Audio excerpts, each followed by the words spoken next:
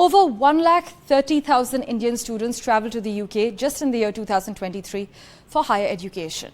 In fact, the highest number of international students in the UK are from India. But in January this year, there was nearly a 40% drop in enrollment of Indian students to the UK. What exactly is the impact of the new immigration rules there? My colleague Radhika Iyer finds out. We are discussing the UK's immigration policy that has changed and how it is impacting Indian students who form the largest number of international students here in the UK. And I have with me a very interesting mix of students. It just so happens that I have a current student studying here, a former student who is on her post-study work visa, which came with good efforts from Lord Bilimoria, from NISAO, student bodies and activists. And I have a student who's actually a success story. Although, Nagashan, you called it unfair, which it is, I agree, you've landed a job and someone has sponsored you. Tell us about your experience, and do you feel you got lucky? Yeah, actually, I studied MSc in Computer Science in Queen Mary University of London. During that time, I started from India. I was keen interest in doing volunteering surveys for the charities and all. I just involved doing some volunteering work in London for some charity. We started doing some student activities. Actually, we deal with the students and student hotpot or something like these kind of things we started doing.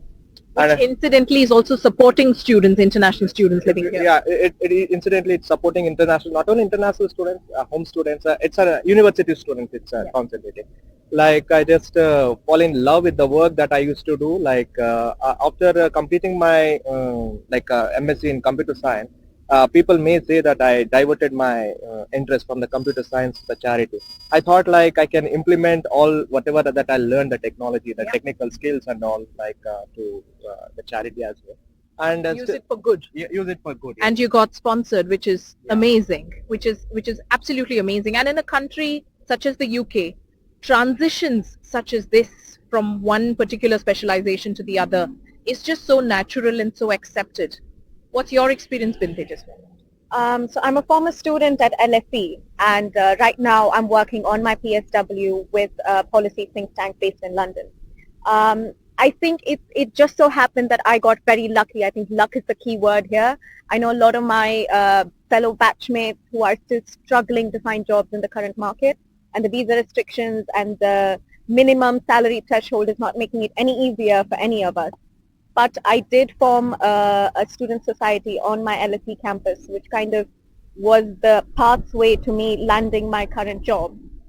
It's been really good. The experience is great. The networking is great. But the chances of me staying back and getting sponsored for a work visa seem pretty bleak still. What would option B be then, briefly? Probably to go back home. It doesn't make financially, it doesn't make sense for me to stay back here because the cost of living just keeps going up. Yes. And if I'm not getting sponsored with my visa, I don't think I would be willing to stay back. Praniti, you're a student here at LSE at the moment studying economics. I'm currently studying developmental studies. Is India a lesser option considering it's looking more likely for students such as yourself who spend lakhs and lakhs of rupees to be here, live here, which is not easy? Why is the UK still such an exciting educational hub? And what is plan B if plan A doesn't work?